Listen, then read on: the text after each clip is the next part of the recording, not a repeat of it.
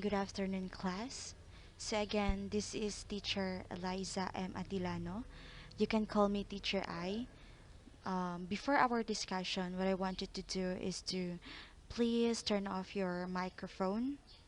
Mute your microphone. Once done, now turn off your camera. Again, turn off your camera. If all the instructions were done, while we are going to do our discussion through PowerPoint, what I want you to do is to listen up with our discussion. Don't do unnecessary things, just watch our video clips. As well as if you have questions regarding our topic, you can write it down or chat it down on the chat box found on your screen. And then after our discussions, you can raise questions by tapping the hi-fi button found on your screen. Now, if all the instructions were done, let's proceed with our discussion.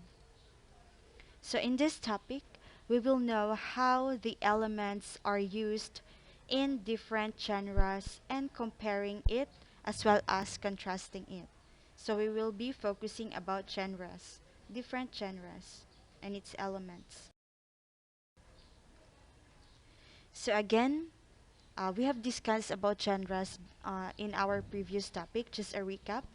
Or if you have read your modules, you will know what is genre. Okay, so for a recap, a genre is a label that characterizes what a reader can expect in a work of literature. So a genre is, let's say for example, you are a reader, it is what you expect on a work of literature or a writing. Okay, it or what you have or what your standards or what do you expect from the work of an artist. So in literature, there are four main genres. And there are four main genres. So one of those is poetry. We have discussed it before. So poetry is our works from artists. No, it came from artists who did the poetry. It is written in lines and stanzas instead of sentences and paragraphs. So in literature, you can find poetry by the means of, or you will know it by the means of its um, outlook. Let's say, for example, from its written lines and stanzas. So instead of writing it into sentence and paragraph, you can make it into lines and stanzas. And then next we have fiction. So for fiction, it is any work written in prose or writing that is not real, can also use to elaborate figurative language. So again, for fiction, it is any written works that is, from the word itself, fiction, that is not real. Okay, you can elaborate it using figurative language. So we have discussed it. One of those, we have simile, metaphor, onomatopoeia, so on and so forth. So that is for fiction. Next, we have nonfiction. So for nonfiction, it is the opposite of fiction. So meaning when we talk about nonfiction, it is something real. The writings or the written works are true to life events. So one of the examples that we have before our discussion, so we have diary, right? So it is like um, true to life events such as we have newspapers. So it is like the daily lives or what we are doing in a daily life. So it is surrounded by a real life events. So that is for nonfiction. And lastly, we have drama. So for drama, it includes all plays or anything that is meant to be performed. From the word itself, drama. So it is more on plays and anything plays, not Place but Plays. It is more on performance, no? Anything that is meant to be performed. So that is drama. So again, this is the the elements of genre. Let's move on to the elements of literature. But first, let's discuss what is literature. Do you have any idea in mind? Yes, I know you have. So, literature, it is a term used to describe written and sometimes spoken materials. So again, literature, it can be both. It can be written and spoken. So it is derived from the Latin word literature, meaning writing formed with letters. Again, when we talk about literature, it is writing formed with letters. So literature most commonly refers to work of creative imagination, including poetry, drama, nonfiction, and in some instance, journalism and song. So again, literature, as what I've said earlier, it can be written or sometimes spoken material. So when we are going to write a literature, so as what we have said earlier, that we can use figurative language of it. So when you use figurative language, you're more on creating, no? You use your creative imagination. So you can write it into poetry instead of writing it into sentence or paragraph. You can make it into lines and stanzas. So let's say, for example, you have 4 lines in a stanza. Of course, you can write it down into drama. Fiction, something that is not real, so you most probably you can use your creative imagination in writing so, as well as nonfiction, the true to life events, so you can write it. So again, literature is anything that is written or written works. Okay, sorry for the background noise. Okay, next, elements of literature denote the things that are used to make up a work of literature. They are novel, drama, poetry, biography, non-fictional prose or works, essay, epic, and short story. All these types of elements have some to complete a piece of literature. A written dramatist or novelist need to use certain elements like plot, character, and theme. Okay. So in literature, it is not just composed of stanzas, lines. So we can use also some essay, epic, or let's say, for example, short story. So when you are writing a short story as a writer, you can include there the plot, the characters, the theme. So depending on your taste, on what you wanted for your story to be portrayed of, so you can use this element. So later on, we will identify um, each each word. Let's say, for example, the plot, character, and theme. We will going to identify that later on. If you're going to write a literature that is more on essay, epic, or short story. So, however, elements of fiction and elements of drama differ from elements of poetry. So again, the fiction and the drama differs from the elements of poetry. So now let's proceed to the elements of fiction and drama. So literary types such as fiction, drama, and short story have some elements.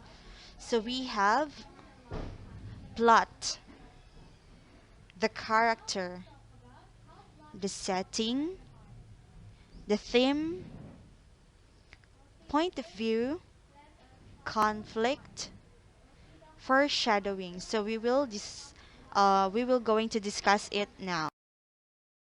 Plot, plot. So when we talk about plot, it is the serial arrangement of incidents, ideas, or events. So when we talk about plot, it is the arrangement of the ideas or events, um, from introducing the characters down to the list of events that were going to happen to our characters. So we have main characters, secondary characters, so on and so forth. So in literature, The plot encompasses all the incidents and provides aesthetic pleasure. So in literature, when we talk about plot,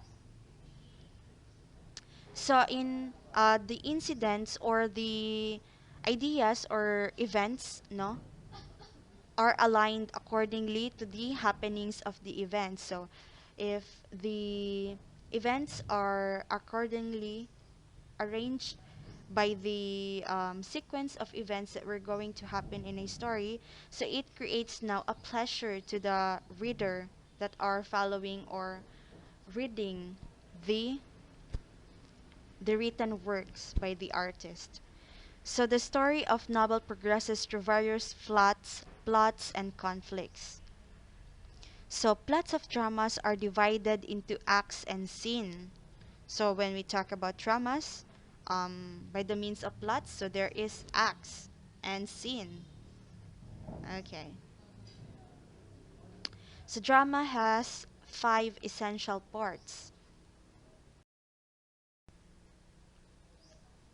So first, for the plot, we have the introduction of the story where the characters and setting are introduced. So it is very common when we are going to read a story, no? There is an introduction whereas the characters and the settings are introduced. Next, the rising action, which we call the turns and twist. So for rising action, it is where the intents of the story being concluded or being interpreted. So it is the turn and twist. So let's say, for example, the character died, but there is a twist. Maybe the character is still alive. So something like that. So that is for rising action. So next we have the climax, so which we call the highest tension and drama or the starting point of the resolution. So for the climax, no, it is the highest tension and drama. So let's say for example,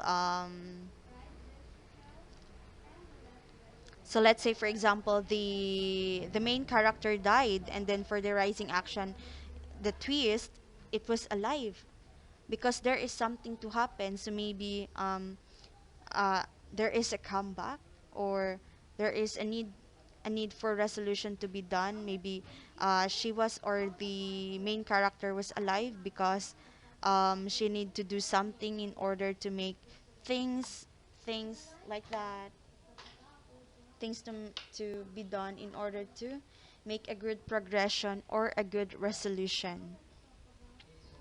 Next, the falling action. If we have the rising action, we have the falling action. It is when the main problem of the story resolves.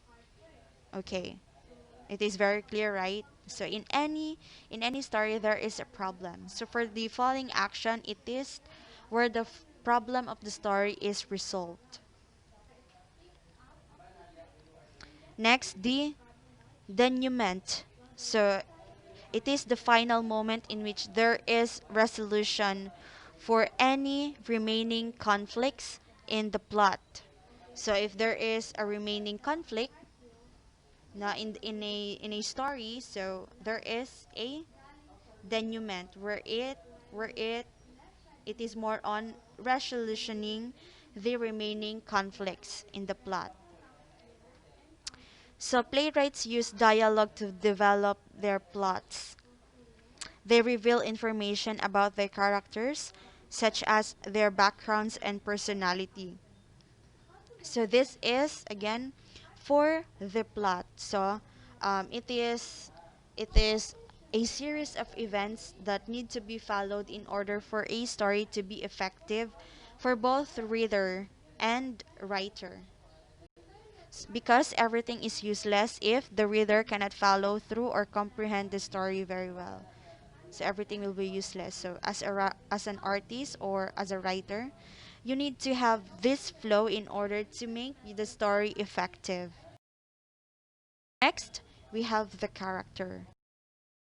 For the character, it plays a pivotal role in a drama, meaning it is the main. Now when we talk about characters, it is the main, no? Main thing or the focus in a drama, novel, short story, and all kinds of narratives. So in drama, characters reflects the personality of the protagonist and other related characters. So for the characters, it is the main focus in a story. So everything will be useless if we don't have characters, right? So it is the main focus, whether it can be the protagonist or the main character and the antagonist. So we have protagonist and antagonist, or the bida, which is the protagonist, and the kontrabida, which is the antagonist. As well as we also have supporting characters to make the story effective. So the method of conveying information about their characters in art is called characterization. So characters can be fictional or based on real historical entities. It can be human, supernatural, mythical, divine, animal, or person. So for characters in a story, it can be fictional. So for fictional or katang isip, you can use supernatural being, mythical, divine. And then for the non-fiction, you can use a person, no? Anything like that. You can use anything that you want as a writer for the characters on your story. Next, we have the setting. So for the setting, it refers to geographical location of the story, time period, daily lifestyle of the characters, and climate of the story. So when we talk about setting, it focuses on the location of the story. So we have the location. Also, we have the time, whether it can be noon, morning, whatsoever it is. And then also the climate, whether it is humid, hot, cold, something like that. So that is for the setting. Next, setting of literary forms have been changing according to theme of the literary piece. So let's say, for example, the theme of a story is Gothic. So maybe the setting there or the climate there is something like gloomy, cloudy, rainy, so something like that. Okay, if the story is something like happy, so you can use for the climate as sunshine, um, gloomy, I mean bloom, something like that. That thing. Next, we have the theme. So for the theme, so theme is another prime element of literature, which contains the central idea of all literary forms, such as a novel, drama, and short story. So for the theme, so aside from the character, which is the focus in a story, we have also the theme, which is the prime or the primary or the basic elements of literature, whereas it defines what kind of story you have or what kind of story you've done. So let's say, for example, in a gothic. So let's say, for example, gothic. So maybe the theme there is gothic. So that's it. Everything follows through it. The flow with the story follows through it, same as the setting, the characters. So that's why it is basic.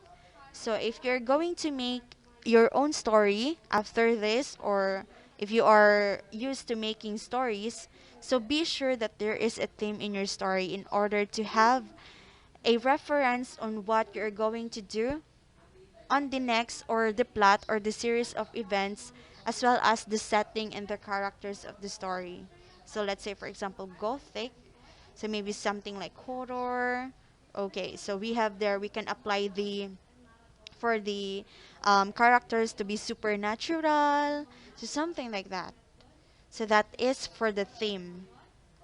So it reflects innocence, experience, life. So death, reality, fate, madness, sanity, love, society, individual. So, so those are for the themes. So it reflects, no, whether your characters will be innocent, more experienced, deaf, live, something like that. So everything follows if you have the theme. Lastly, we have the point of view. This point of view anyway. What do we mean when you talk about point of view? Okay. So when we talk about the point of view, it is another element of narrative. So for narratives, we have short story, so on and so forth, through which a writer tells the story. So when we talk about narrative stories, so the one who tells the story is the writer. So again, when we talk about narrative stories or narrative prose or writings, the writer there in a story tells the story. So he is the one who speaks in the story. So first person, so it is the main character. It is the one who tells the story. So in this example for a narrative story, the first person there or the main character is the writer because he is the one who tells the story. Next, the third person. So directs the narrator is telling the story. So let's say for example, the first person are the ones who are telling the story. So let's say for example, the ones who are telling the story is the writer. So that is our first person. Now, the one which was or the listener or the ones who are reading the story is what we call the third person, or it is where the direction of the story is being foretold. So these are the ones who are reading the story. So that is the third person. Oh, not yet. That is not the last part.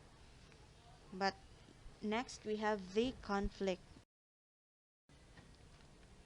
So for the conflict, be it a short story, drama, or novel, conflict is the essential elements of all this literary form. Why?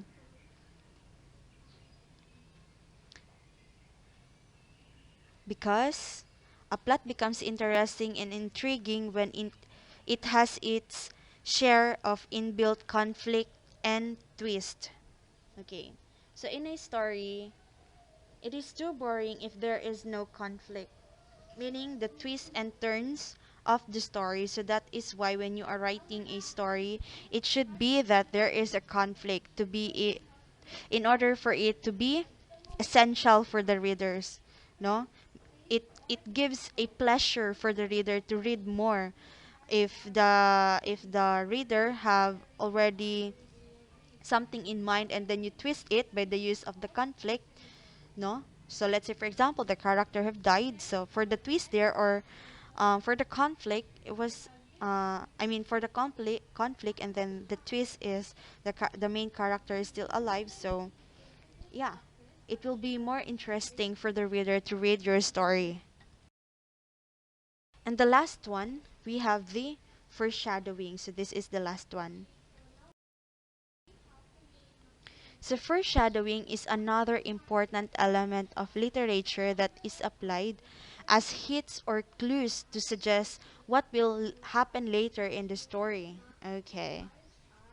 So again, for foreshadowing, it is the clues or the hints in a story. So maybe who is the killer in a story, who killed the main character, so on and so forth. So it is like the hints and clues. It creates suspense and encourages the reader to go on and find out more about the event that is being foreshadowed. So let's say for example, love story. So in a love story, let's say for example, the main character was given a gift.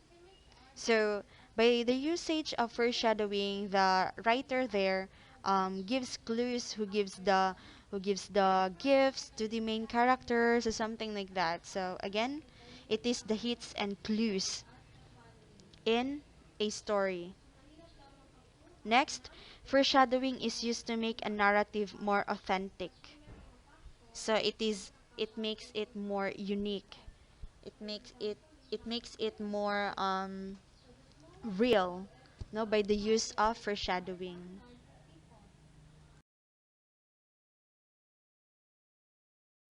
For discussion for today.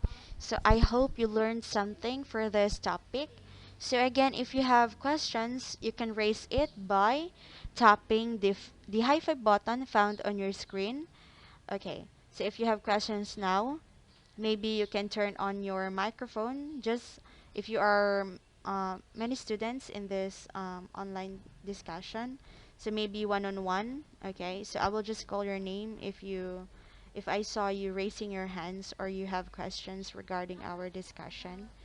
So yeah, that's all for today. So I hope you've learned something from our discussion and you've listened up very well in order for you to answer the activities that follows through it, as well as the questions or the test questions that being provided by you or that we provided for you. So that's all for today. Thank you for listening. So good day and God bless.